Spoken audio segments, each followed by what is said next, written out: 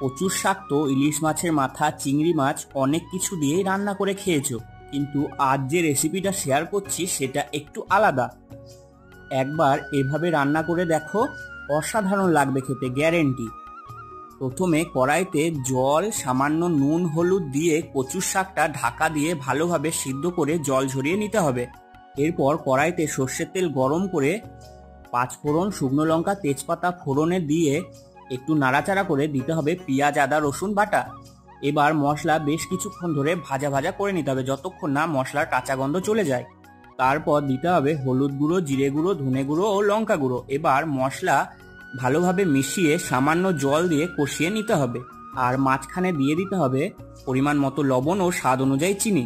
একটু নাড়াচাড়া করে দিয়ে দিতে হবে সিদ্ধ করে রাখা কচুর শাক। এবার মশলার সাথে ভালোভাবে ভাজা ভাজা করে নিতে হবে। শেষে ঘি গরম মশলা দিয়ে নামিয়ে নিলে রেডি কচুর শাক।